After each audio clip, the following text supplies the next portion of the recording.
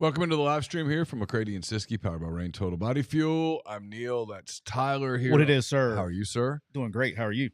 I'm doing well. It's running a little late today. I cover Ole Miss for 24/7 Sports.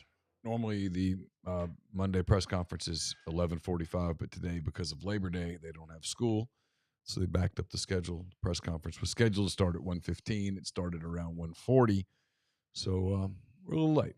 Neal's asking all those kicking questions today. I did not ask a single question. I was on the Sunday Zoom. I asked questions on the Sunday Zoom and really didn't have any other questions after that. So I watched other people sit there who normally just live tweet, and they didn't ask anything. It lasted 5 minutes. We were done. I was like, hey, there we go. Winner. Other people are like, I can't believe this. I'm like, I can believe it. I was on the Sunday Zoom. I got what I needed. All right, we'll get AJ McCarron is going to join us momentarily. Let's get rolling. We'll get rolling. Got to stretch today. It's going to be a good one. Yeah.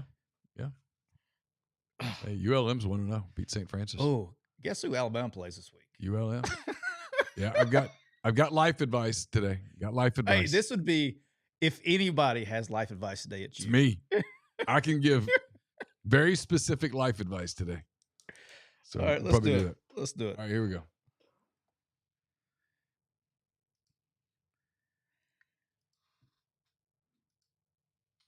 Welcome into episode 304 of McCready and Siskey, powered by Rain Total Body Fuel.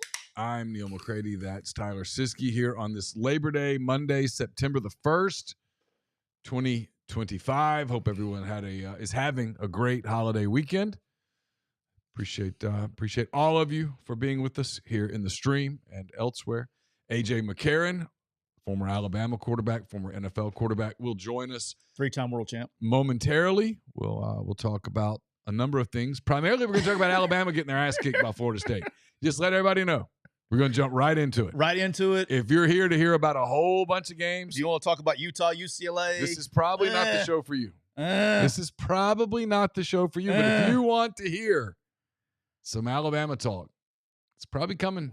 I have a feeling we're going to talk about it with AJ. I think it'll come up. What do you think? I think it's going to come up quite quickly, in fact. All right. First, this show brought to you each and every show by our friends at Rain Total Body Fuel. 300 milligrams, natural caffeine, BCAAs, electrolytes, zero sugar. It's got what you need to push your limits, achieve your goals. Check them out on Instagram at Rain Body Fuel to learn more. Neal, I'm rocking with the white gummy bear today. I think I'm going to need some white gummy bear to get juiced up. I got to be careful that if I get too crazy on this white gummy bear, it may get really crazy here before too long. But Neal, the Cooper Chevrolet chat is already bumping, and it will be bumping all show long. And through the end of the month, you can save up to $14,500 off the brand new Chevy Silverado pickup when you take advantage of trade down and payment assistance. That's over 19% below MSRP. And also just announced that Cooper Hyundai, they have the Santa Fe and the Santa Fe Hybrid for 0% APR for 60 months at Cooper Hyundai in Anniston. So make sure you check them out online at cooperhyundai.com or give them a call at 256-236-4481. Neal, we're also brought to you by the official RV dealer McCready and Siskey. That's County Line Campers. They're right there off of exit 38 and I-10 in Gulfport, Mississippi. Right now, they have over 70, even maybe up to over 100 brand new RVs there. If you need a new RV, if you need a used RV, you go right now to County Line Campers. You can check them out at countylinecampers.com.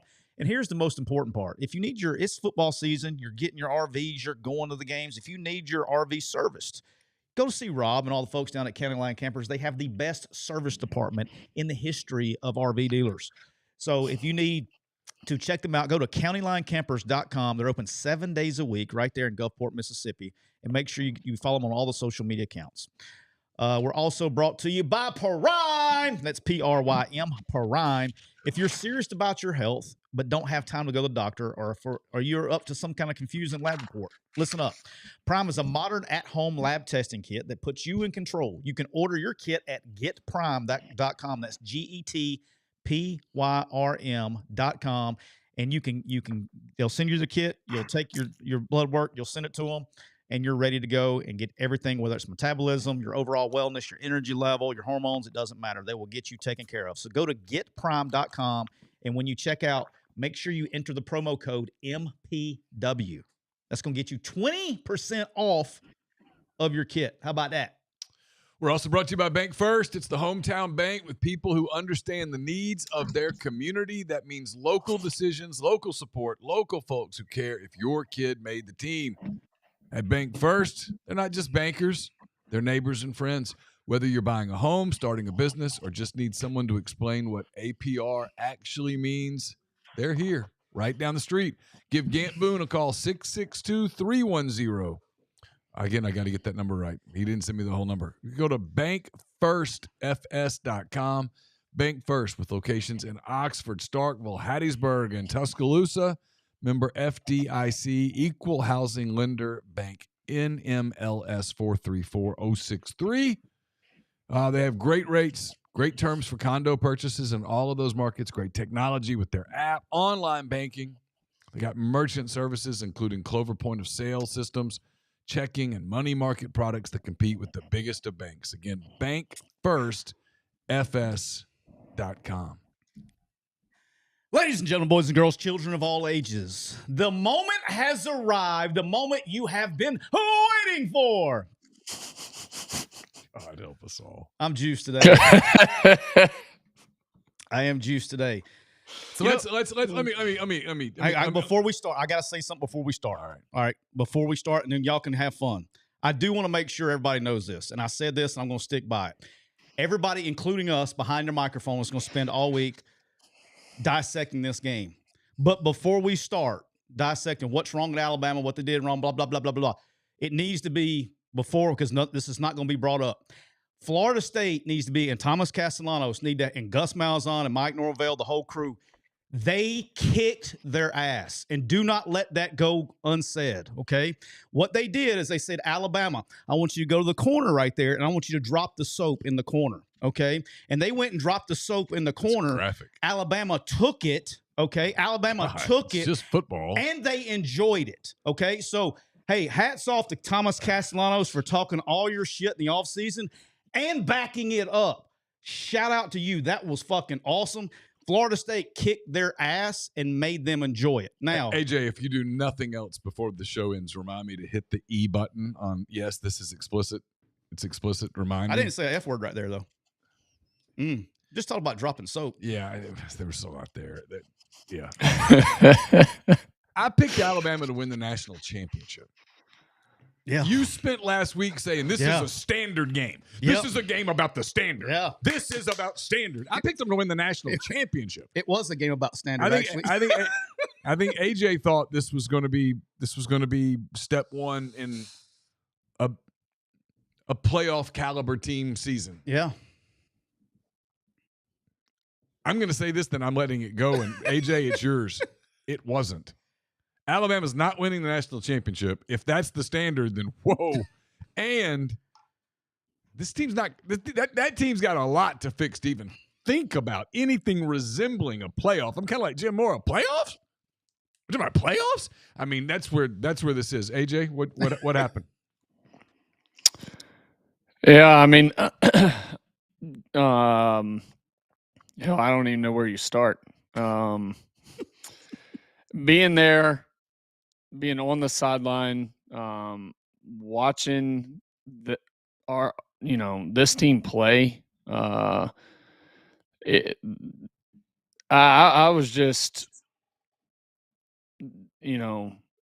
lost for words on the lack of energy, the lack of what seemed like care for each other, chemistry, brotherhood,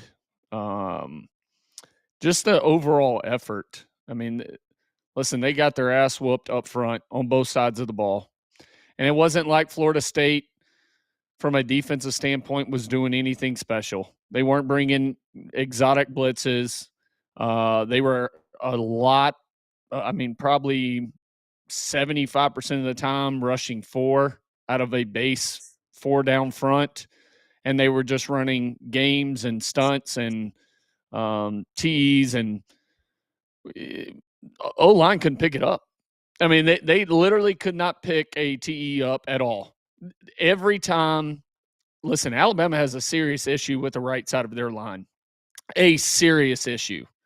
For him to be at right tackle is a big issue for him. Unless they get that fixed, he's a big kid. I mean, but plays high, plays on his toes, leans, hand placement's awful. I watched him get bull rushed, ran around. There's no communication from a passing things off standpoint. And I went back and watched the game last night and just sat up here. I told Catherine, I said, I'm going to watch, and I took a notebook full of notes, and they're bad. They're bad up front. PFF should be fired. Everybody who ranked them to be the second best O-line, they all should be fired. Whether they watched film, they didn't watch film, they should all be fired. Let go from PFF. PFF should shut down completely as a company, because there's no way in hell anybody watched film to rank them the second best O-line. I mean, it was that bad. It was embarrassing. And listen, I love a lot of those dudes that played. Caden Proctor. He didn't play well. I don't know how. Listen, I said it from the start of time leading up to this season.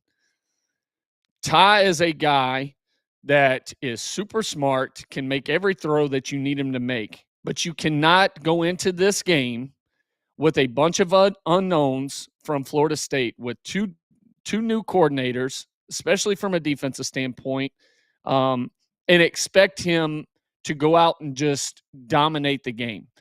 It's not going to happen. And they came out the first two drives, and listen, everybody was giving Nick Sheridan shit last year. What was and I'm not talking bad on Grubb, but what was the difference? The first two drives were different. Like, we came out under center. It lets you know how much they think of Ty, because if you watch the game, look at all the shifts and motions that we have and the check with me plays that Ty had, where he's telling them we're good to run it. He's checking the front. He's checking numbers, the box. Like, they put a lot on him for his first start in a hostile environment. I mean, that place was rocking. From the time we started our CBS show at 8:39 in the morning, it was packed, and they were ready to go. They never stopped their chant the entire game. In fact, half of the game was spent saying "F you, Bama," from the kickoff to the end. I mean, Florida State was rocking. They were ready to go. Hats off to Tommy Castellanos. Never in a million years would I have thought that Bama would allow that. It's not that he played lights out from a throwing the ball standpoint. I mean, hell, he had 9 completions. But the fact that he's a runner, you had no solution for that. You get dominated up front for however many 200 and something yards rushing, maybe more. I can't even remember. There's so many numbers. But give up 3 sacks from an offensive standpoint. There's in double-digit hurries. And then I have an issue with the play calling after the first 2 series. You had a good mixture of runs, tempo, and offense, some easy throws for Ty from a bootleg standpoint. The DN for Florida State still hasn't played Ty. I mean, Ty could be doing bootlegs still, and he has no clue. We got away from that after 2 completions. I don't understand that. And then you got away from the quick game, and everything started to become a play action, deep route concepts. And hell, nobody was getting open. There was 3 guys that competed on this offense for Alabama. It was Kevin Riley, who was signed, I believe, from Tuscaloosa County, that they signed. A lot of people said he was being signed out of charity, and he was never going to play. Crimson Tide. And he was your best running back. Crimson Tide. Played, He has his Crimson Tide thongs on. Dude, he was an absolute dog. He should be your starting running back. Him and Richard Young, they ran the hardest, played the best. Jeremy Bernard was an absolute dog. And then Ty Simpson competed. Other than that, I don't know where Ryan Williams is. Ryan Williams looks like he's the same guy. Along those lines, thanks to Donovan for the super chat. Donovan will clean up the grammar a little bit for you. It's no big deal. Just says people blaming Ty Simpson are crazy. You lost to a quarterback that completed 9 passes. Alabama used to have an edge and dominance that I always respected. Love y'all show, like always. Go Vols. Yeah, people who are criticizing Ty Simpson for this don't know what the hell they're talking about. He's one of the very few. Did he throw every ball perfect? No. But I'm going to echo what AJ said here. This is where I'm all over the place too. I had to write down my thoughts here so I didn't miss anything. The number one problem right now is when I looked at that, it's very disturbing that in week 1, the lack of, I've said it on here before, the lack of effort and the lack of mental toughness. There were only 3 guys I saw, and it's literally the same 3 guys AJ saw with Riley, Bernard, and Ty Simpson, that actually looked like they were there and ready to compete in a football game. Well, and that's when, kind of to my point, is whether it's the world that we're in now, or however you want to look at it. I remember having this conversation with Coach Saban, I don't know, however many years ago, and maybe after the Kick 6 game, AJ. I don't know. It was relatively around that. Maybe it was I think it was around that. But the point was, as coach, we gotten so national recruiting, right? That when I'm just using him for an example, okay? I'm not picking on the player, but we had the Quanjos, right? And they were from the DMV area. You know, when AJ goes home to Mobile and AJ lost to Auburn, AJ had to hear it for 365 days a year, because in that state, the people are the fans are fanatical beyond probably anything, right? That's one word for it. Yeah. And so it means something to you. You, as a person from that state, holding up your end of the bargain for that university means something to you. It's the same thing at Auburn for guys from around the area. Same thing. You had that extra of, I need to go do my job and do my best to represent my state. And we had gotten so damn national that, when the Quanjos went home to the DMV area, nobody was going to ask them about losing to Auburn. Yep.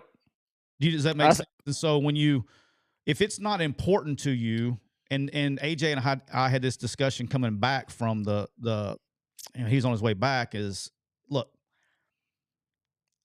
right now, right, wrong, and different, it could be the world that we're in now. You have a roster full of people that are asking what the university can do for them and what the football and the uniform can do for them. They have no sense of accountability.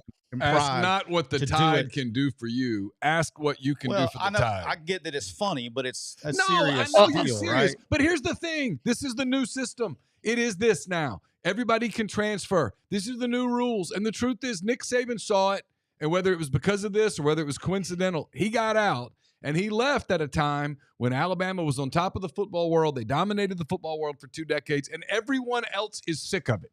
So you're going to get everyone else's best game for a long time. 100%. Everyone else is playing the uniform. Everyone else is playing the standard. If Alabama doesn't play the standard, you're going to get your ass kicked routinely, and people aren't going to get tired of it for a long time. It's going to take a long time before beating Alabama is like, it wasn't fun. No, it's going to be a lot of fun. Everyone's coming to get you. And now, I don't know if I hate these shows because I'm kind of a softie, but like you watch the shows, the wilderness shows or whatever, and like the zebra that's got the broken leg, and all the other zebras are like, oh, what the fuck? What do we do? What do we do? Do we stay? Well, you've already done one. Do we stay? Do we fight with this zebra, or do we go, hey, it's done? There's nothing we can do. Here come the Tigers. It's over. The Crocs are better. Alabama's kind of like the broken leg zebra right now, and everybody else is. What do you do? And look. There was effort plays. There were effort plays just that watching replay, you're like, that dude didn't even try. Like, that dude didn't try. And, I mean, if that's what they are, this is the part where in this era, Alabama's not going to be the bluest of blue bloods because they don't have the most money. They don't have as much money as the other teams.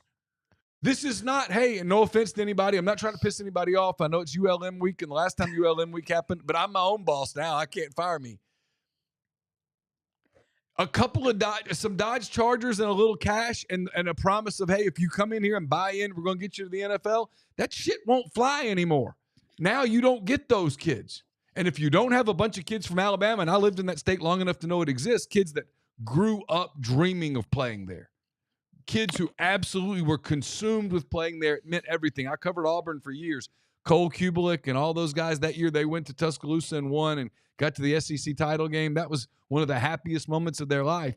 Not because they were going to the SEC title game. It's because they just won in Tuscaloosa. If that era's gone and you can't outbid everybody, you're going to have to out-process people. You're going to have to out-evaluate people, those kind of things. And Alabama appears to be behind in those categories as well. I don't think it's hang on. I don't think there's a talent issue because the guys that they're getting and they're paying for, they're beating everybody else wants them too. The problem is an evaluation, though. Just because a guy's really fast and he's really good at the game doesn't mean he's got that motherfucker in him. All right. Yep. At the end of the day, there's a bunch. In my opinion, I apologize, but to me, it feels like I was watching a field full of betas. Nobody had any motherfucker in them. Nobody had. And AJ, I'm going to say this: you've seen the video; it's all over social media every time Alabama does bad. But the video of the locker room, I think Cochran's the one that filmed it. It got out somehow. But the one with Jonathan Allen before, I don't remember who the fuck we were playing. But Jonathan Allen losing his mind, going in there, and that was every day. That was every day. That wasn't game day. That was every day. And I want to get your opinion on this because this is where I was heading with this. The one thing that bothered me the most out of everything that happened, the one thing that bothered me the most, and I was like, as a coach, I was like, oh my God. And he's the one that competed. Okay, so I hats off Ty Simpson. At least you gave a shit. They asked him about what happened, blah blah blah, and he made the loose quote. He was like, you know, we got to pay being close to attention to detail better than we've been in the past. We got to touch the line. We got to run through the line. This is the first fucking game. That means that's been going on for 7 months. The lack of attention to detail that's been going on for 7 months. This isn't week 8 when you lost to somebody. This is week 1, and there's already an attention to detail problem. This is where you should be the most attention to detail. And so, and this is where I'm at with them. I think they're extremely talented. They're going to win games because they're better than people. That's going to happen somewhere down the road. But going back, circling all the way back to what Neal said, this is not even remotely close to a championship team because it's who they are. Talking about character and the standard, what their standard is we don't give a shit, and they don't have attention to detail, and they're going to get your ass beat. They'll let you down again. They have no – I don't think there's any prayer of them being a championship team. To hit on everything – what? Jesus Hates the Zone says I'm going to need 2 explicits for this episode. I was literally looking for the explicit button on YouTube right now. So the issue, and to kind of talk about everything we just talked about, to go back to not having guys and it being such a national team, when you look at our teams that were dominating during my time when we first got there, we were loaded with dudes from the state of Alabama. Not all of us grew up Alabama fans. Hell, I didn't like Alabama growing up. The issue and what I don't see in this team, and I haven't seen for a couple of years, is the fact that you don't have those guys that knows what a Alabama win on a Saturday afternoon means to the people of Alabama. It's the same for Auburn or Alabama. You got to have fucking guys that understand what a win means to the people of that state. And that knows, hey, when we go out and play, it's not just we're playing for the money that we're promised. It's a pride factor in carrying yourself a certain way and playing a certain way to a certain standard for the people of this state. There's enough dudes where I grew up in poverty and everybody else that came in around the same time as me. And me and Trent were talking about it this morning on our podcast. The fact that we knew what a win on Saturday meant for the people around here saved friendships, relationships, marriages, people that maybe had crazy thoughts to no longer. So many dogs. Don't forget domestic violence and the dogs. And the dogs. I mean, just dogs. everything. Like it was a pride factor. You wanted to win for the people in this state, and there's two guys that I know are from this area that I was extremely disappointed in. They had a ton of hype coming into this year, and we'll start on the offensive side of the ball. Ryan Williams looked the same size, the same exact player that he was last year. Guess what? He's no longer allowed to just play just strictly outside. They're going to have to move him around. It's because he's 18 now. He's a legal adult. He has to be moved around. Yeah. But he's got to be moved around so you can't just play roll coverage and double him in every certain way and you put him inside. Well, guess what? He didn't look good inside. Go back. Anybody that wants to question what I'm talking about, go back and watch the film. When he was inside running routes, he looked terrified when he was going across the middle. Scary. Terrified to get hit. Scared. I'll tell you the difference between him and Devontae Smith. Devontae Smith went across the middle and would catch balls. Ryan Williams does not want to go across the middle at all. He has a scared factor to him, and I love Ryan Williams. Great kid. I gave him a hug before the game, but he's got to be better. If you're a dog and you had all this hype, go be a dog. Because you weren't a dog on Saturday at all. You looked terrified. He was slow running routes. He played high as shit. He was getting jammed, jogging across, running deep over routes, jogging across the middle. He did not look good at all. He looks the exact same size, like he didn't put any weight on. He didn't get bigger, stronger, faster. Like he looks the same. And that's an issue for Alabama. Bernard is an absolute dog. The other issue I have from a defensive standpoint, and I don't know if he's out of shape because he's coming back from his ACL injury. He's playing timid. He was in. It's not the scheme. He was in position on Castellanos' first touchdown run. Deontay Lawson.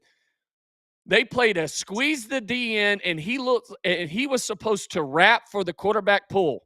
Yeah. He took 2 steps in towards the running back, and then watch the effort he gave chasing Castellanos. He gave 0 effort, and it's all over the film. The rail route that he got beat on for a touchdown, 0 effort. Watch him run after the ball. When you watch Alabama's defense run after the ball and play with a reckless abandonment, it's non-existent. It's not there. And Deontay Lawson's supposed to be your leader. I've never seen a Mike linebacker play like that. It's been a while since I've seen a Mike linebacker for Alabama play like that. I could never imagine C.J. Mosley playing that way. Oh, he wouldn't. Dante Hightower playing that way. Like, not when you're a returning starter. You're all SEC. You're probably a preseason All-American, or he's up there at least. Like, he was non-existent. And to be pushed around and nobody step up, everybody gave shit to Malachi Moore last year. Guess what? Malachi Moore at least cared. Yeah, I mean, he had it. It was spare. It was every once in a while. And I'm with you, and I want to say this too. And this is going back to what I was trying to finish up a second ago.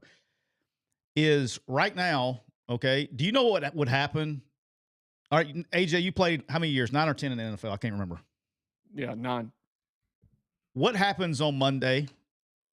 What happens on Monday if you come in and those guys perform like that? What happens on Monday? If you're in the NFL, you could lose your job. You lose your job.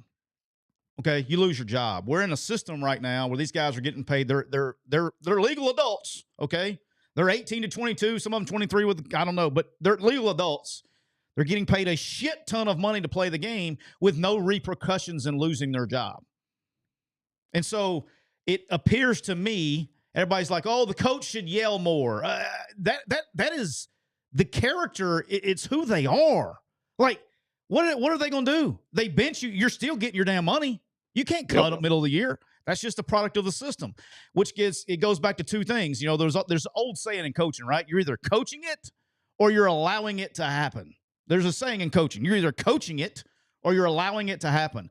I have personally worked with several coaches on the staff. In no form or fashion do I believe they're coaching bad effort. Okay. But what choice do they have? The only choice you have is actually acquisition of talent, which is where this whole thing goes back full circle to me. It's one thing to go look for a guy that's a really good football player in high school. I think that the major critical errors have been in the actual intangible makeup of the player, because there are players making money that are playing their ass off. Okay. And you got to find the right guys. And because right now they don't have the right guys, they got a bunch of betas that are, what can you do for me? Not what I can do. I don't want to do anything back for it. And maybe they're thinking that they're Alabama and their people are going to lay over for them. Well, brother, this is a new day. Matter of fact, the only thing I'm mad about, let me tell you the one thing I'm pissed off the most about, is that Florida State stormed the field. I'm pissed about that. You know why? Because Alabama didn't deserve for you to storm the field. They didn't deserve it. They didn't play well enough. They're not a good enough team for you to be storming the field. And they're like, oh, we're going to fix it. I'm sure they will. They play Monroe this week. I'm sure it'll be fixed. But whatever, man. That's some bad shit. Hey. I'm sorry. Stop taking Alabama. Stop taking ULM for granted. You're 100% correct. Like there was a fear back in the day when teams had to play us that they didn't come into these games thinking they could win. It was just a fear in them. But now there's no fear. When you showed up in the game and there was that fear, you reinforced the fear. You know 100%. It wasn't that they were just scared. You reinforced the fear. Like, wagaga. I mean, like you came, it was a violent game and people played pissed off. And there's no fear. I mean, and Florida State, Florida State showed that right off the bat. There's just zero fear. I mean, the fact that Alabama had a 8-minute first drive and they were dancing on the sidelines and went straight down and scored. And then you had stupid penalties where you had them stopped. Then Damani Jackson, gets called for a hold when they stop him on 3rd and long. And then they end up hitting a go ball and going down score. And then the effort, like it was, there's just not a fear anymore. And that's the one thing, like if we want to get serious about it, all right, and talk about the fans from a fan perspective, and everybody that talks about, well, DeBoer needs to be fired. Listen, he's got a $70 million buyout. That's not going to happen. Can't afford it. And another thing that hurts Alabama right now is you look at these other teams that have 40 to 50 million in NIL. Alabama, and I know this for a fact, talking to multiple people inside the program, Alabama's got less than 20 million in their NIL. Yep. Okay. So you know what helps Alabama from a recruiting standpoint? It's not the money. It's the fact that Alabama has been Alabama. And people go there because they know you're going to win national championships. You're going to be able to compete for national championships year in and year out. And you're going to go into the NFL most likely if you do what you're supposed to do. If you start losing, all of that goes away. And now you can't pay guys what other schools are dishing out. Now it hurts you even more. And I don't care who you have as a coach. Whether it's Coach Saban, Coach DeBoer, it doesn't matter. If guys on the team can't do what they're supposed to do and play with a reckless abandonment to where they have a nastiness about them and people have a fear of playing them, they're going to struggle. And I hate to say it, but they got to find a way to get back, dude. Because it's not that they don't have good players. It's not that they don't have good coaches. But the effort that these kids are putting out, I shouldn't even say kids. I mean, they're grown-ass men. You're getting paid. It's a professional sport now. These dudes should be giving out way more effort, and it feels like all they care about is their check coming in, and there's no pride in it. And hopefully they find a way to fix it. Listen, it's one loss. The world's not coming to an end, at least right now. So, but you better figure out a way to get this thing back on track. Because if you don't, it could be a long year for them. Catching up on some super chats. Grind, Auburn fan, congratulations on your weekend. Probably went better than you even dreamed it could go. Grind says DeBoer survives 7-5 as long as he saves Russell for next year. Play him now, and if the kid is a bust, then he's done. He does quickly come back and talk about the $70 million buyout. Yeah. Austin, thank you for the super chat. He says, bringing in AJ has been one of the best choices MPW has ever made. Much love, guys. I missed this like crazy. Grind's wrong in that situation. I mean, Grind's talking as a fan. He doesn't know anybody in the program. Listen, you talk to anybody in the program, Keelan Russell's not ready. And it's not just, hey, I call one person. I was talking to a ton of people on the sidelines, and he's not ready. The kids, from a knowing the offense standpoint, being able to make fast decisions, checking in and out of plays, it's not going to happen. So, like Coach Saban, so stop asking. It's not going to happen right now. That's a comment. Listen, I like Ryan from an Auburn guy, but you can't put this on Ty. It's not Ty's fault. Ty competed his ass off. Ty played well for dudes not getting open, other than Bernard, and not really having much protection.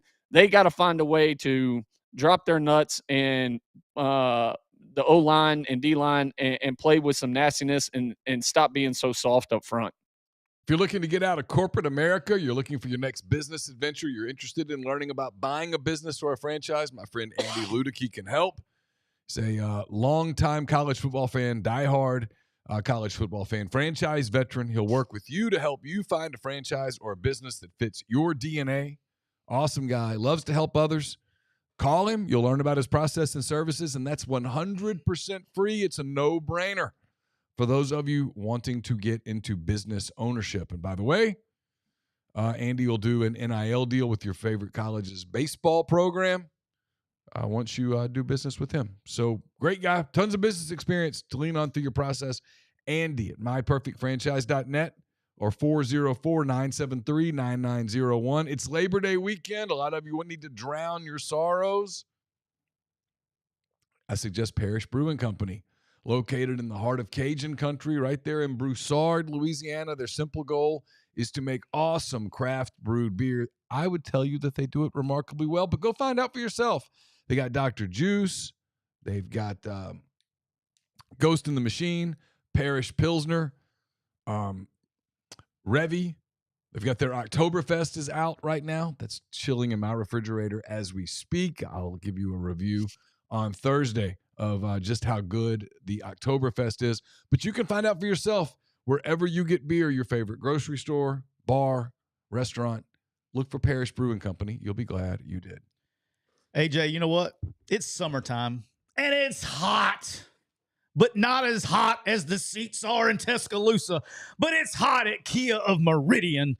Right now, they have 0% APR on all kinds of brand new vehicles at Kia of Meridian. You can get payments as low as $379 a month. And schools approach and get them in a new Kia Carnival. Hell, you can get it in a Kia K4, a Telluride, or more. So make sure they have over 70 brand new vehicles in stock, and make sure you give them a call. That's Kia of Meridian. Give Trav a call at 601-483-6444.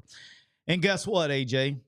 When you're at Kia of Meridian and you get you a new ride, you go, Trav, I didn't drop the soap, but pull it out and let me spin the wheel and win awesome prizes like a PS5, an Xbox, a TV, and more. So check them out at Kia of Meridian.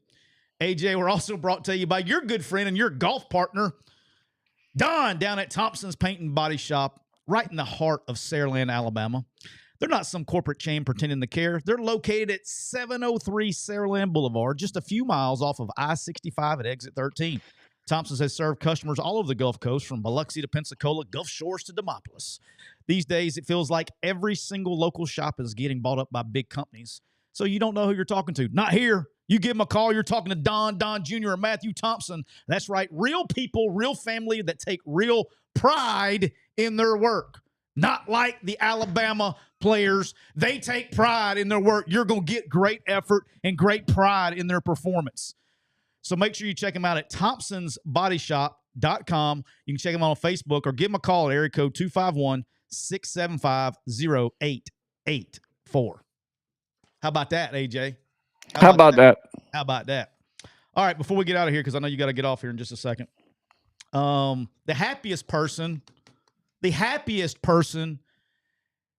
in the state of Alabama is Hugh Freeze. That is the happiest person, because he probably doesn't have a single mention on his social media account. So we're going to wrap this Alabama bow up with this. So all year it's been Hugh's getting scores, and it's been Hugh don't know who's calling first down or second down. And Jackson Arnold doesn't know where to throw the ball at practice. Hugh's throwing his visor. Hugh's doing this. Hugh's doing that. Ha, ha, ha, Hugh. Ha, ha, ha. You suck, Hugh. Ha, ha, ha. This message goes out to all Crimson Tide fans. Karma is a bitch, and she will come get you. So I hope you enjoy your social media that goes on. This is probably going to last for a while, too. So enjoy it. Karma's a bitch. Hugh may even be playing golf today. You never know. It is Labor Day. He may be enjoying it playing golf today. I don't know. But the Auburn Tigers go on the road to beat Baylor 38-24. And I know AJ is going to love this. Jackson Arnold played extremely well. I thought he ran the offense extremely well.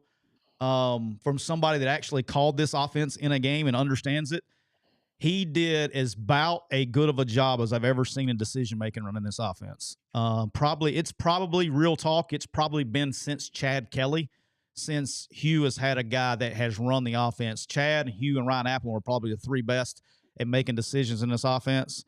And, you know, when you go up to the ball line of scrimmage, you got 5 different decisions to make. He made the right one, got them in the right place, and he kept them on schedule.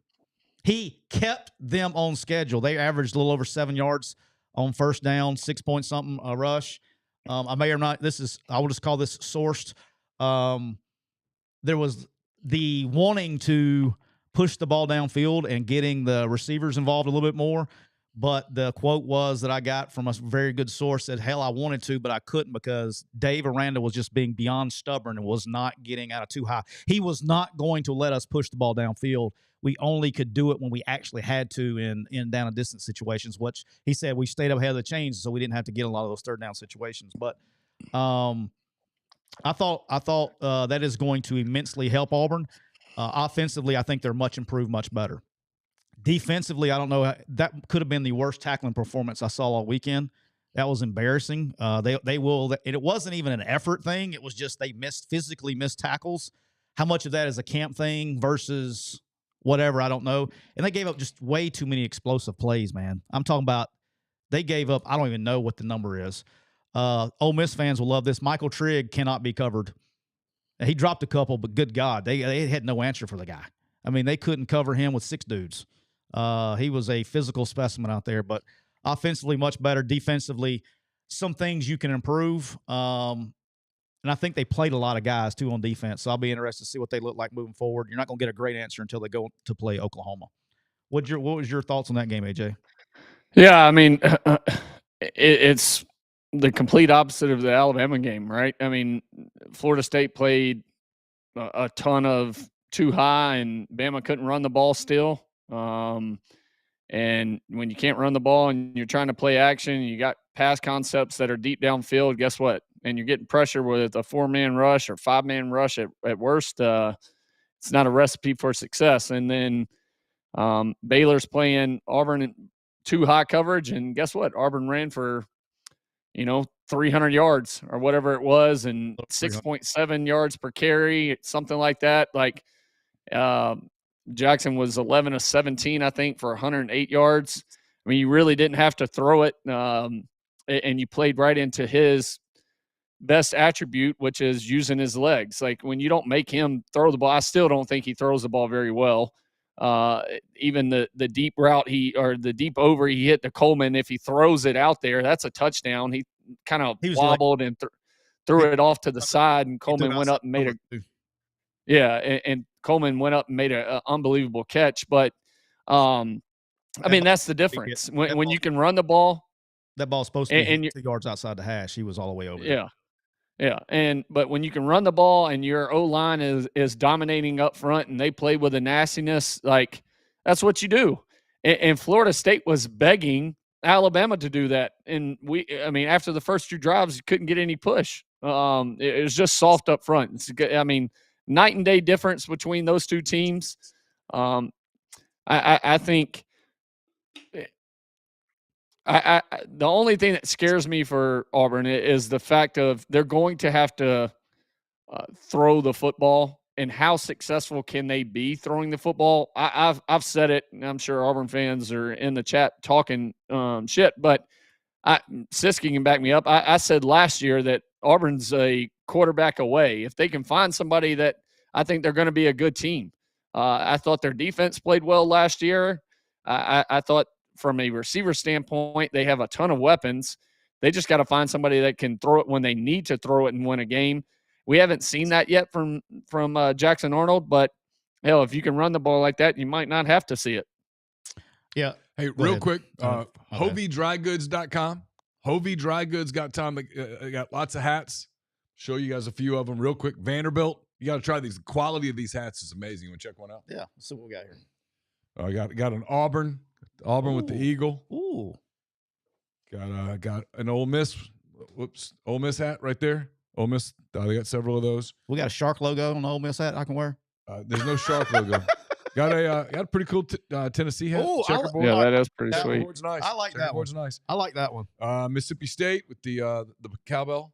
Okay. You've seen Jeff Levy wear this one. Got a handful of LSU ones as well, including the Bayou Bengals one, the purple one. So got a lot of that. HovDryGoods.com. Dude, these are nice. Quality. High quality. Quality is. Tell them to send me an Alabama one. I will see what I can do about getting you an Alabama one. I'll do my best. Let's go. I like this. That's nice. Yeah, it's nice. Yeah, the Vanderbilt one. I love the anchor. Anyway, continue on. I will say this, AJ. I think they got them one. Now, I still think they got to go. I think Oklahoma, I'll just sprinkle these in as we go. Oklahoma beat Illinois State. No big, it is what it is. Oklahoma defensively is really good. John Mateer ran that offense very efficiently. He did have one pick, but it was like 30 or 37 or something. He knew what he was doing with the ball, and they are really good on defense. So I think now Texas A&M was a little bit down from what I expected, but they were a little leaky on defense. Offensively, I thought they looked really good. A little leaky on defense, but I think they'll get those fixed. They still got good games, and Georgia's Georgia. So I think those teams are there. But I think they got the quarterback now. Did all these fans that were dogging me talking about Nuss being the best in the country, where it's a lot of fucking crickets now in the chat. Where are those crickets at? I don't know, but I hear a lot of crickets because ain't nobody talking. I tried to tell y'all, if LSU can find a defense, that's a nice hat.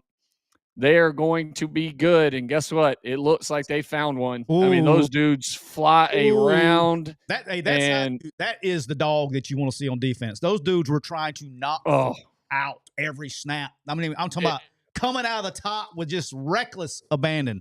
Like, dude, Alabama should watch LSU cut-ups and watch how they run the alley from the back end. They were trying to kill people coming out of the alley. I'm talking about, I was like, hell yeah. Like, that was football. Like, we've changed the sport. I'm about to change the fucking name from football. We have become so fucking timid and soft on defense. Run through a motherfucker's face when you get a chance. We've come so soft. And LSU, they got that shit figured out. Them dudes on defense, now they may lose games and all that stuff, but they found whatever they went looking for in the offseason, they found it.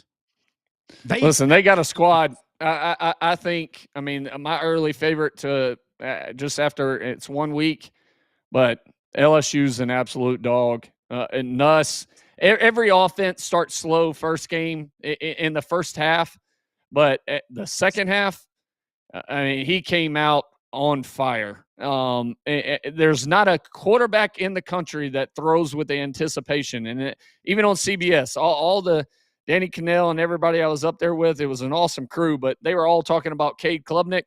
Cade Klubnik doesn't spin it like Nuss. I can go ahead and tell you. Oh, and it ain't even close. He gets a lot, and rightfully so now. He runs that offense extremely well, and he's very productive in that offense because he understands it and those things. But actually, like, throwing the football and executing as a quarterback? No, I have never. And we've said on this show, I get criticized for it all the time. He's not the quarterback, like true quarterback as other guys. He's just so damn good in that system. I think both of those teams defensively, Clemson's good. I think both of those teams are going to end up being playoff teams. Okay, so I don't want to take anything away from Clemson. That was just a good fucking football game. Good game.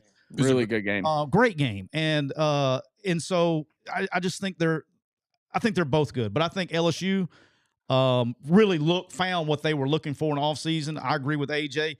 I don't know if they're my number one, but they're 1A if they're not. Okay.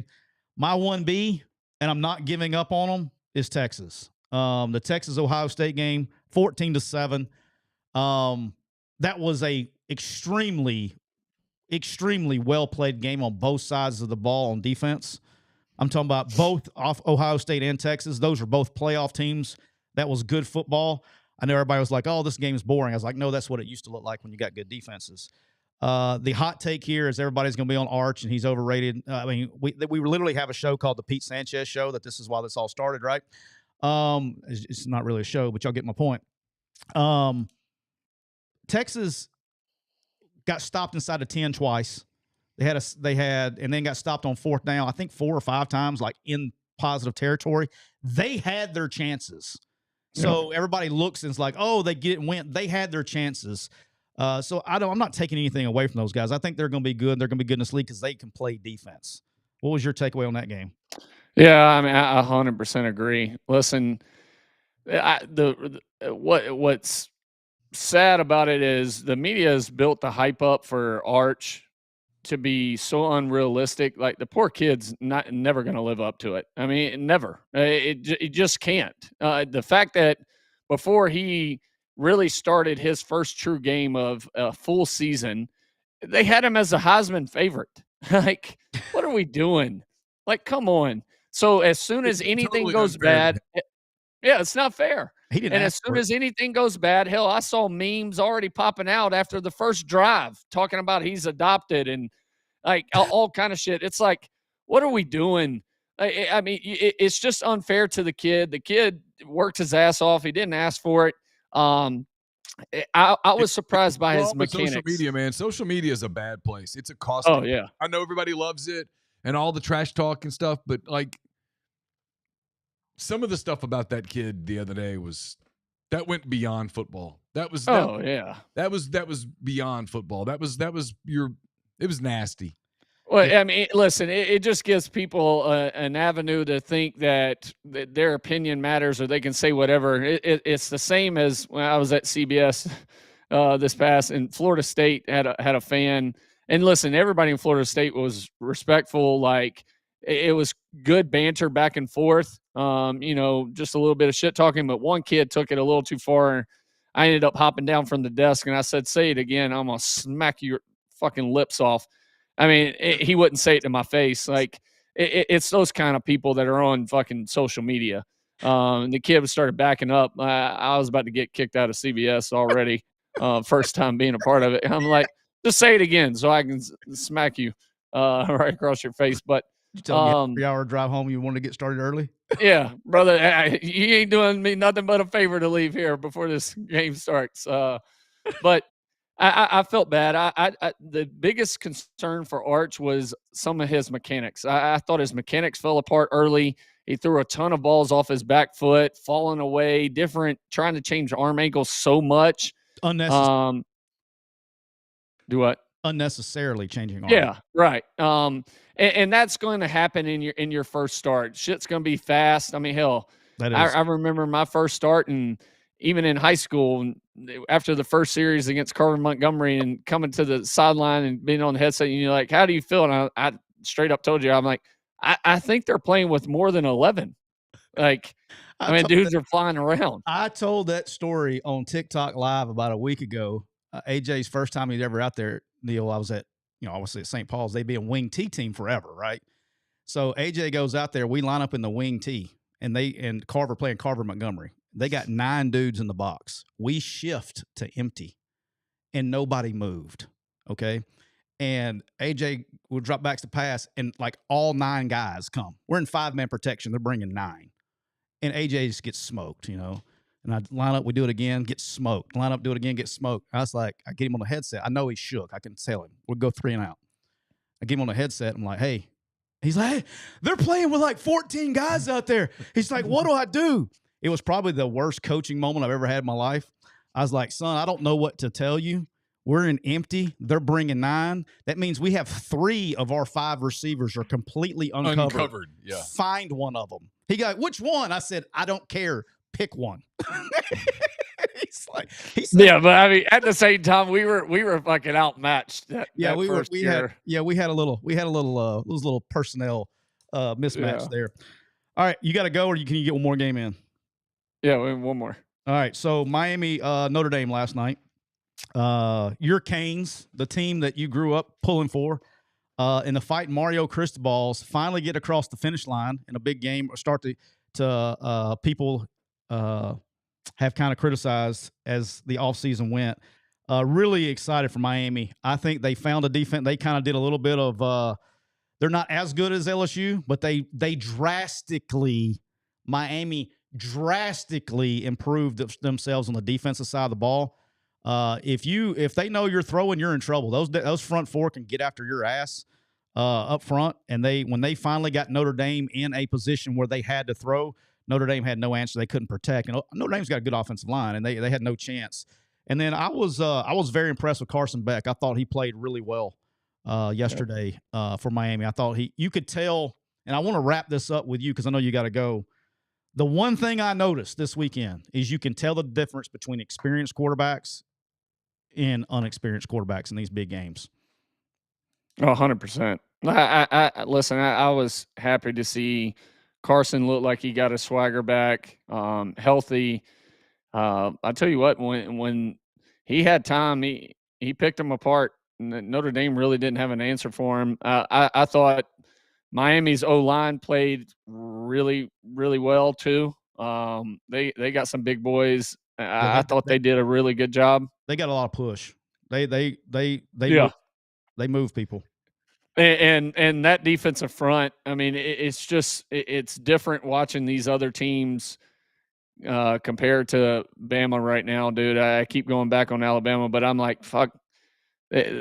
Watching these other teams get pass rush and just rushing 4 and still, creating hurries on the quarterback, like it's amazing how we don't have that. But Miami's a good team. Me and you talked about it before the game. Like, I think they got their defense figured out, and they got a bunch of weapons on offense, dude. They can go. That freshman receiver 10, I meant to write his name down. I forgot it. The freshman receiver at Miami, number 10. Yeah.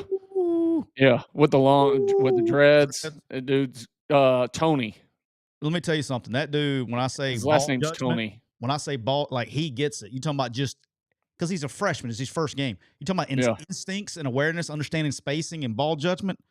He's a quarterback's dream. Like did you see the end zone copy of when Carson Beck released the touchdown? Yeah. And he flattened. He flattened and came flat and ran away. I mean, you don't. You teach that, but you rarely in big moments see a young wide receiver do that. That was impressive.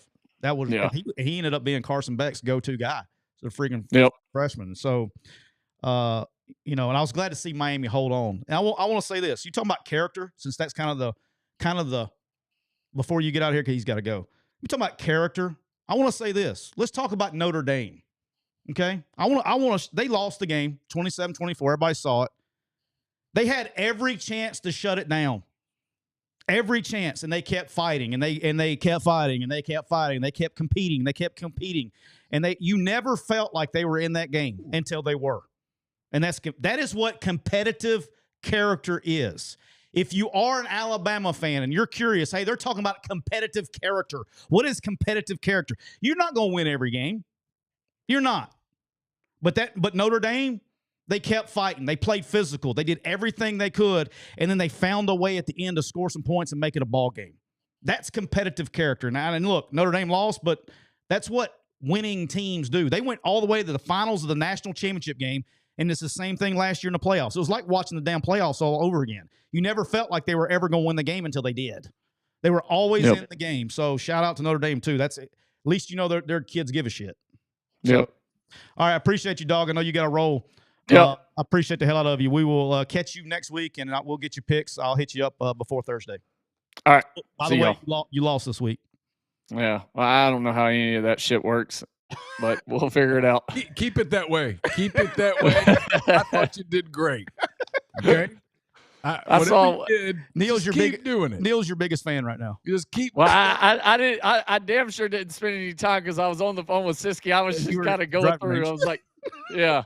I was just picking. I was like, well, pick this team as well. So just keep going. Just keep playing golf. Focus on your golf game. Yeah. You're doing fine. All right. We'll see y'all. All right, brother. Appreciate you.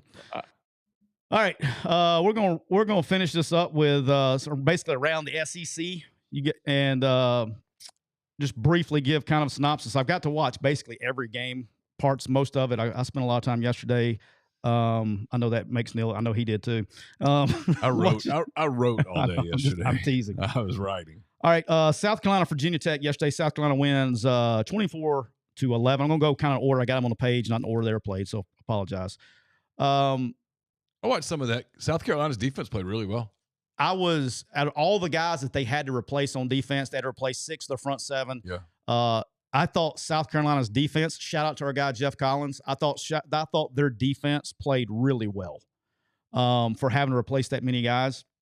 Offensively, I was texting with Taylor Moore during the game, and if you watch South Carolina that game closely, their offensive line is really struggling.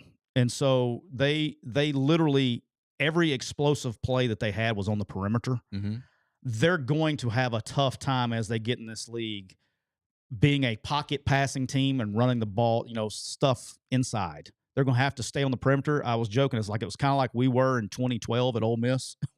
Everything we did was on the perimeter, attacking, laterally and stretching the field laterally. They're going to have to be that team. And then I'll tell you this: Lagway, when he did not want to be tackled, he Sellers, was not. You mean? What did I say, Lagway? Yeah. Sellers, when he did not want to be tackled, brother, he wasn't tackled. I mean, he had some phenomenal efforts. He's a great player. Yeah. I question whether he's an accurate enough passer for them to go from really good to elite. Here's the thing, and this is kind of time what I said and what you say is when he's in the pocket. It's not even like the accuracy. You have to layer throws and do things like that. That's what he struggles on. If he's got a clean look, yeah, he can deliver. But if you got to layer it, things coming across the middle, that's where he struggles. And he saw yesterday. He sailed several over, but he is such a phenomenal talent, though. He's a competitor. I like him. All right. SEC. All right. Missouri blows the doors off UCA 61-6, and everybody's going to kind of glaze over this one. Missouri's in trouble. They go early in the game. They were going to decide who was going to be the starting quarterback, right? And so they try to play. It may have been the kid's first play or second play. He goes, the Horn kid. He goes running through there like Forrest Gump, like he was running routes on air. He got undercut. I mean, it was bad. It was scary. They were one play away from having disaster, from going from 2 quarterbacks to nobody. And here's why. Their offensive line, really, they were getting ragdolled. They were getting ragdolled by UCA. They were getting ragdolled. With that being said, Bo Pribula, much better than I expected. Transfer from Penn State, much better. He is a player. Eli will have great things with him. They got to get it figured out up front. They're going to struggle in the very similar. I think they're in worse shape than South Carolina up front. It's kind of almost a theme with offensive linemen. Yeah, but this was a little bit different. Yeah, this was even worse. Just saying, this is even worse than. This is where the game's headed. There aren't going to be that many good offensive linemen. People are going to have to adjust offenses the way that they do things. Just aren't as many kids playing the game, man. I know nobody likes it when you say it. It doesn't change the fact that it's true. All right, Georgia 45, Marshall 7. Kind of what I expected out of Georgia. He's gonna figure some things out. He plays Austin Peay this week. Georgia being Georgia, they got young, talented players. They will get better as the game. You won't really know what Georgia is until they have to go play Tennessee. I mean, that's probably where we're at. Yeah. But they look like Georgia. They're big. They're talented. They're young. Up front on both sides of the ball. Shocker. I have no idea what to tell you about Florida and Long Island. The Long Island, I can't remember. I think they're the Rams. Sharks. They're Sharks. They got 2 first downs this game. So I don't know what to tell you, dog. There's nothing to tell you. They got you. There's nothing to take from those games. There's nothing to take. Even some of them, I can take something like the Ole Miss game, which I'll go ahead and talk about. Ole Miss wins 63-7 versus Georgia State. I got 2 things out of this. Okay. All right. Austin Simmons can really, really throw the football. Oh, yeah. No, I'm talking about. No, he's got an elite arm. I can't overstate this. Yeah. No, he can make NFL throws. I can't overstate it. Yeah, he's very good. When the ball leaves his hand, it is going where he wants it to go. Sometimes, he may miss a coverage. He may not, like the one pick in the red zone, he got poached in the backside safety because he didn't have anything holding backside safety. He's got to be aware of that. You can't lock in on 3 when there's nothing holding backside because you're going to get poached and too high. So he'll learn from that. But like he made some throws. I don't know. He's good. I mean, he's really good. That's 1. 2 is I thought the defense really played with fanatical effort. Some of those guys aren't the most talented guys out there. Okay. They're going to see more talent, but just the opposite of what we're talking about. Alabama's a team full of talent that played lethargic and with no juice. These guys are not as talented, but they flew around and they made plays by playing with fanatical effort. On the touchdown, I was watching it live, so if I missed it, it looked like where I was sitting that they were in some kind of zero, and the backside backer didn't get the poach over in time on 3, and they hit him on a slant on outside leverage man. So I think they were trying to bracket 3, but he didn't get there. But they're going to make some of those, but they play with fanatical effort. So I got those 2 out of those games. Oklahoma, Illinois, we talked about briefly. I just think John Mateer is very efficient, and they're really good on defense. Like Illinois State, good enough. They're good on defense. Texas A&M 42-24. This game really wasn't that close. UTSA scored one like really late to cover. I'm sure AJ's fired about that because he had Texas A&M. Yeah.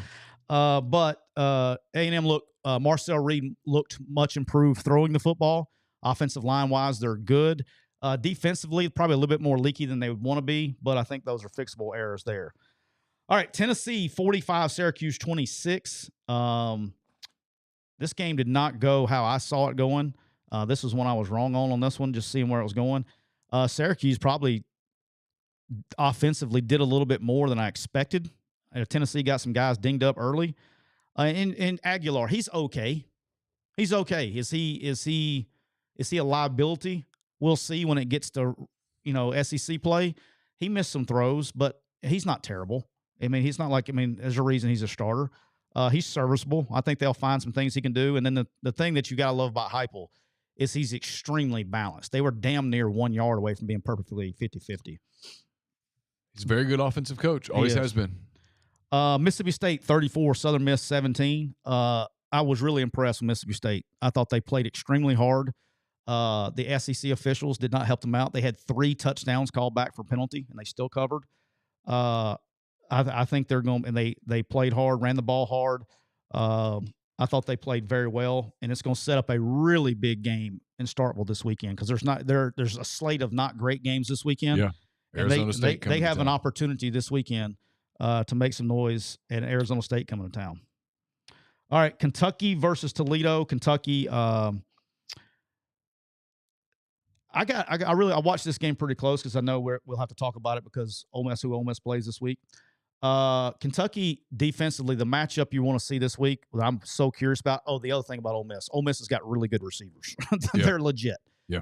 And so I think Kentucky's secondary is probably the strength of their defense. Mm-hmm. They have a really good secondary. Ole Miss has got really good receivers, and who can win that matchup? But I think Kentucky played solid as solid as can be. Offensively, Calzada is he made some good throws. He made some good decisions. He made some really bad decisions too. So he's kind of, he was okay. They just don't have a ton of weapons around him. He pulled a read zone into a hammer, which is a no-no, got a safety on it. He should have handed the ball off, so made some run decision errors. But he was solid. Should be a good game this weekend. Be interesting to see more from me. I'll be interested to see. I should be able to get some more questions answered about Ole Miss with just up front on both sides. Oh, you think this will be a close game? No, not necessarily. I'm going to be able to get questions answered. Oh, okay. I don't know yet. I haven't really looked at the lines and all that stuff. What's the line? The line is essentially Ole Miss minus 10. It might be 10.5, 9.5. About right, probably. I think Ole Miss will be able to score points. It's a matchup thing. I actually think Ole Miss is winning this game big. Okay. Is that a hint for Make It Rain Thursday? I don't know. I very rarely do Ole Miss games on. I know. That's what I was asking. On that. All right, Arkansas 52, Alabama A&M 7. I thought from a functional standpoint, Taylor Green looked really good, did good things, but we're not seeing anything. They were a little more leaky on defense than I expected, but whatever, we'll find out. And then Vandy 45, Charleston Southern 3, got nothing out of that game. Absolutely nothing. One that you won, Utah 43, UCLA 10. Of note here, Utah looked really good. Mm-hmm. Much improved. Like, I know we got to see TCU plays North Carolina tonight, but Utah, just remember that one. They're good enough to win the Big 12. They've been really good for a long time, and when people don't talk about them, that's when you almost have to pay attention. Very fundamentally sound, played physical, played fast. Schematics were really good. That was impressive. And then Georgia Tech 27, Colorado 20. Nobody's going to talk about this today because of the Alabama stuff. And here's the problem. Colorado gets the ball back with a chance to win the game or tie the game with 1 minute and 8 seconds with 2 timeouts. Okay? Mm-hmm. First play, check it down for 5 yards. It took them 25 seconds to snap the ball. 25. When you have 1 minute and 8 and you got to go 70 yards, they threw a 5-yard check down, and it took them 25 seconds to snap the ball. They ran 3 plays and had to throw a Hail Mary with 1 minute and 8 and 2 timeouts. Guess how many timeouts they had when the clock hit 000, Neal? Still 2 timeouts. They still had 2 timeouts. Yeah. Ball coach. Big win for Brent Key and the Jackets. Speaking of Brent Key and the Jackets, they are they're what you expect. What you'd expect them to be. I don't think that Haynes King's the guy that can throw it when they get behind. He struggles a little bit in the passing game, but brother, he is a tough sumbitch, and he will run. They're not going to beat themselves. Except they tried to in the first quarter. A little bit. They turned the ball over early. They turned the ball over 3 times in the first 7 minutes of the game, but they still covered. Shout out Georgia Tech. All right, that's it. That's all I got today, boss. All right. Don't forget, we've been brought to you by our friends at Rain Total Body Fuel. If you're getting going tomorrow after a long weekend, you're like, oh, man, I don't know what to do. You should go get you a Rain. Get you a Rain. That'll get your mind right. 300 milligrams of natural caffeine, BCAAs, electrolytes, 0 sugar. It's got what you need to push your limits, achieve your goals. You can learn more about them on Instagram at Rain Body Fuel. And just remember, everybody, we're brought to you by our good friends at Kia Meridian. So when you go and you buy a vehicle from Kia Meridian, guess what? Trav's going to pull it out and spin the wheel and win awesome prizes like a PS5, an Xbox, a TV, and more. We're also brought to you our friends at County Line Campers. Best service department, best RV. It doesn't matter. If you're going camping, you're taking your guys, it doesn't matter. Go check them out at County Line Campers. Tell Rob we said hello.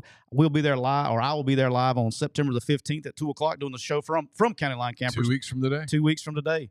We're also brought to you by Get Prime. That's right, GETPRYM.com. That is your modern at-home lab testing kit that puts you in control, gets you taken care of. It doesn't matter if you're checking your energy level, your hormones, metabolism, or overall wellness. Make sure you go to Get Prime. We skipped something. Go ahead. I'm not going to let it forget. I got it written down. Okay. And make sure you enter the promo code MPW so you can get 20% discount on that. And then finally, before we get back to Neal, make sure you know we're brought to you by Thompson's Paint and Body right there in the heart of Saraland, Alabama. The family-owned body shop that's been there for 35 years. If you need anything with your car, doesn't matter if you got a fender bender, deer hit, storm damage, a mystery dent, it doesn't matter. Check them out at thompsonsbodyshop.com or give them a call at 251-675-0884.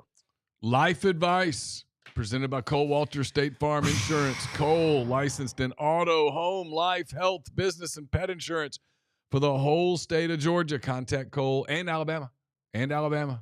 Contact Cole at 706-525-7850. You can also find him online at colewaltersinsurance.com. Listen, This doesn't apply to most of you, but if you're out there and it does. What if you work at WNSP? If you work at a sports talk radio station in Mobile, Alabama this week, listen up. Don't do the following. Don't. Alabama just came off a beatdown. It sounds familiar. They're playing ULM in Tuscaloosa. Sounds familiar.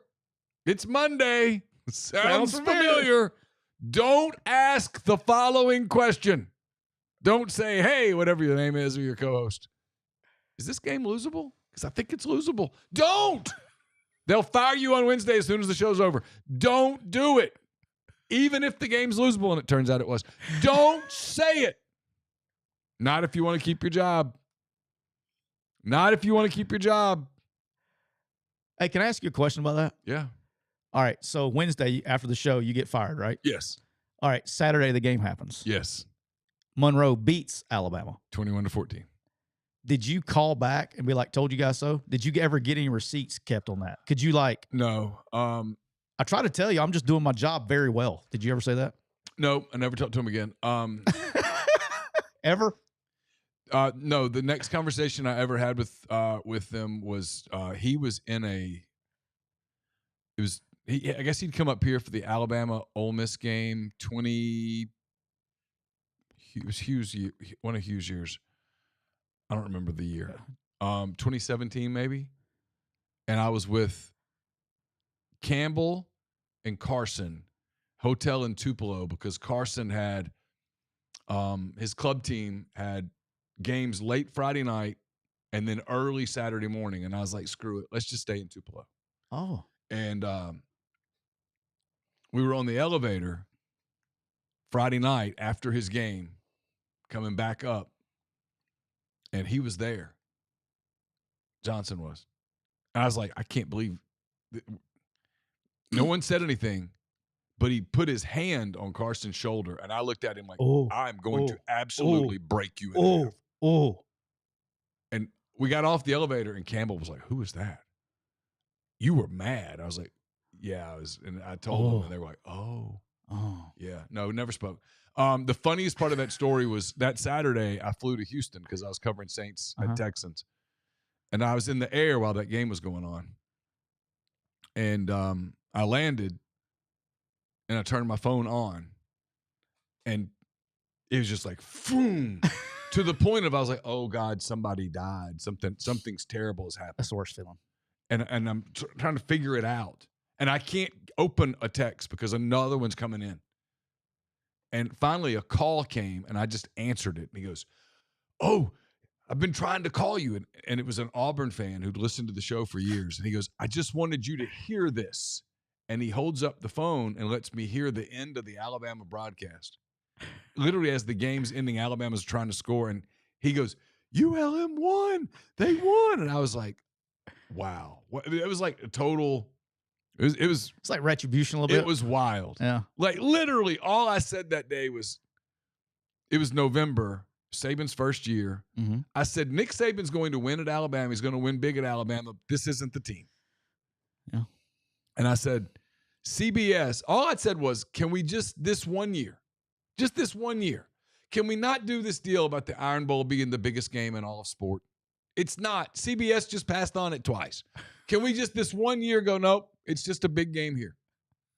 And then in the midst of that, I was like, oh, and by the way, the game Saturday is losable. Mm-hmm. Yeah, you were right. I nailed it. Didn't help the fact that you got fired from your show, but that doesn't change anything. Do not do it, even if you're right.